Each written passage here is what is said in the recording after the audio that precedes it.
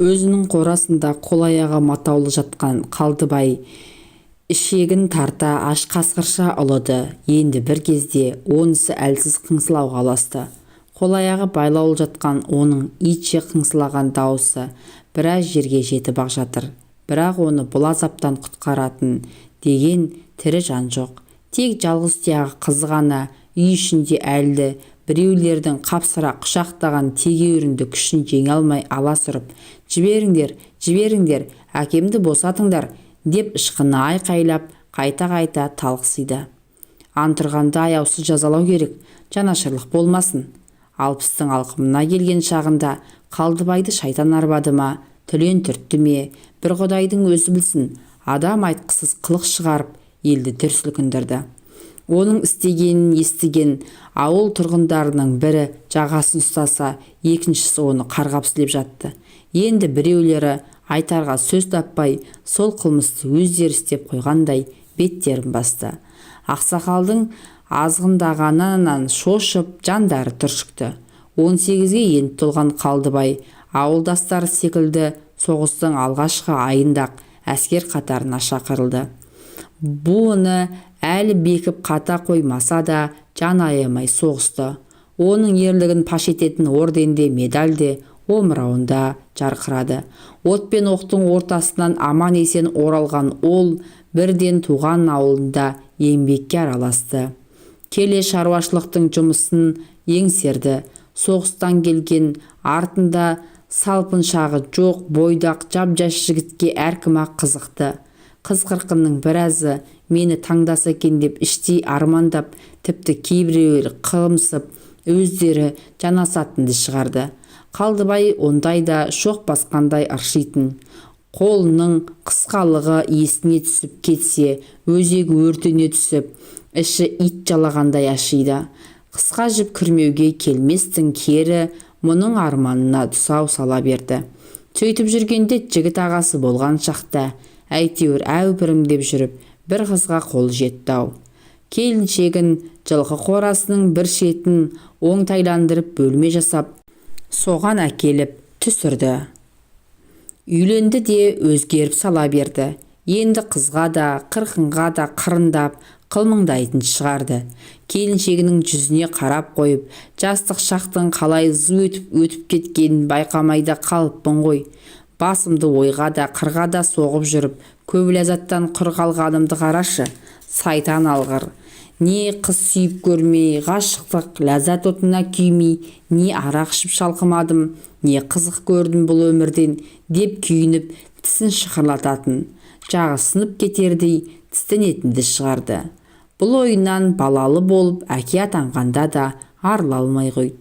Қай уақыт өткен сайын күнім өтіп барады деген арамза ой түнде де күндіз де есінен бір шықпай қойды.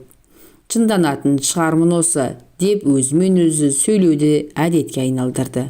Өзіне әйелге деген беймәлім бір құмарлық пайда болды.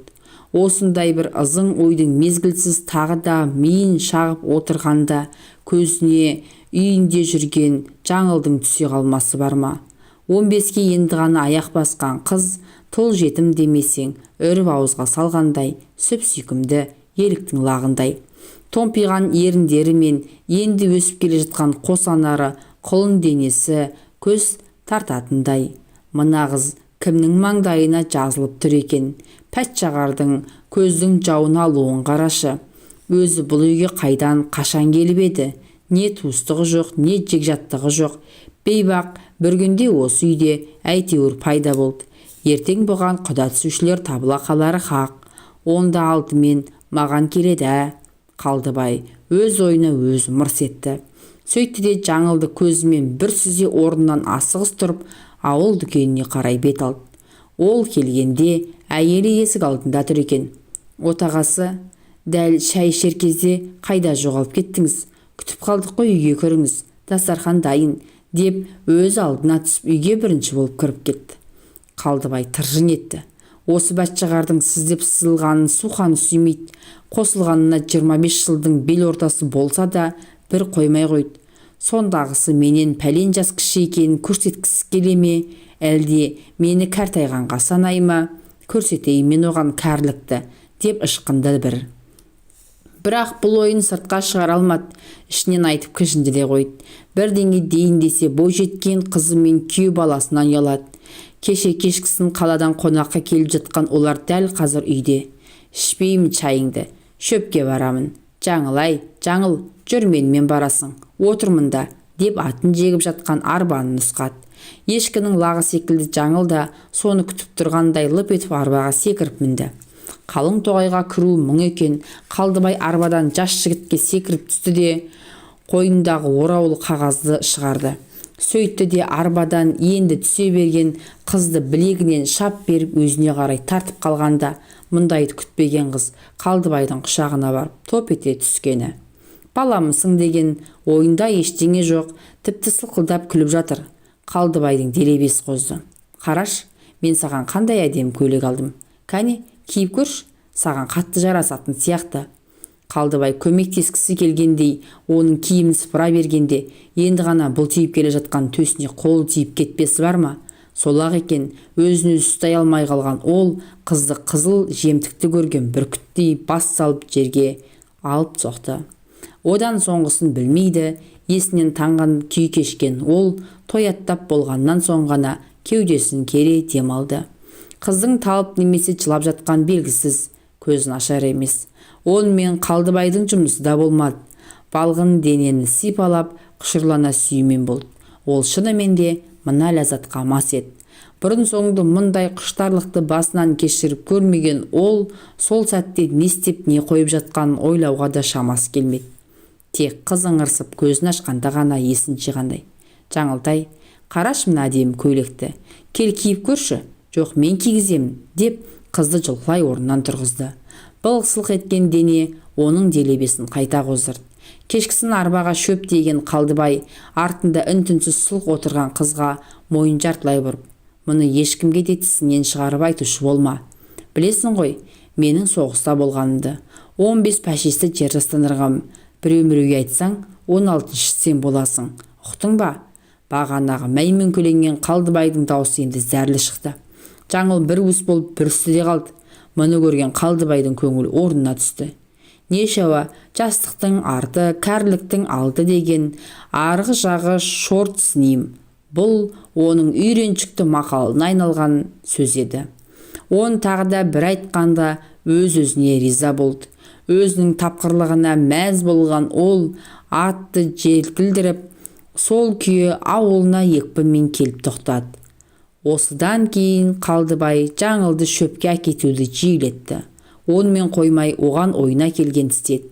Бишара қыздың сау тамдығын қалдырмайтын болды. Зәре ұшқан қызда не тіл жоқ, не дыбыс жоқ, көнбеске айналғаны сонша бір мақұлыққа айналды. Қалдыбайдың қылығы ойламаған жерден әшкереленді. Тоғай арасында жидектеріп жүрген қыз келіншектердің бірі екеуінің қылығының дәл үстінен шыққанда естерінен ауып қала жаздаған сонша қапелінде дыбыс шықпай тұрып қалған оны өз ісіне әбден берілген Қалдыбай байқағанды жоқ. Шыңғыра шыққан жан дауысқа басқалары жан ұшыра жетіп келгенде ғана өз ісіне әбден берілген Қалдыбай басынан тек көтерді. Шыққыр көздері нені көріп тұр. Көк ала қойдай болған Жаңыл тыр жалаңаш жерде жатыр. Оның үстіне төнген Қалдыбай. Мына сұмдықты көрген қатын қалаш айқайға басып Қалдыбайды бас салды. Түтіп жібере жаздаған сонша өлтіріп қояр ма еді кім білсін. Дегенмен еркек аты бар емес пе? Өзіне төнген ылғи әйелдерден сытылып шығып ауылға қарай емес, тоғайдың ішіне қарай қаша жөнелді. Жаңылда еш жоқ. Дел қыл, үстінде лыпа қалмаған оның денесін бастарындағы орамалмен жауып әйелдер жабыла көтеріп әкелгенде ауылдың бүкіл тұрғыны тай-таяқ қалмай жиналды. Арада бір сағат уақыт өтпей-ақ көз атыздай болып ес-түсі қалмаған Қалдыбайды да ауылдастары қалың ағаш арасынан аяғынан қой сүйреткендей алып шықты. Ауыл ақсақалдары араға түспегенде оны тірідей түтетін беді. Бір құдайдың өзі білсін. Сөйтті де оны аудан орталығынан милиция келгенше деп өзінің қорасын апарып қаматта тастады. Содан мат алып жатқаны мынау. сол күні милиция келіп жеткенше Қалдыбай өз қорасында асылып өліпті деген суыт хабар ауылға тез ақ тарап кетті.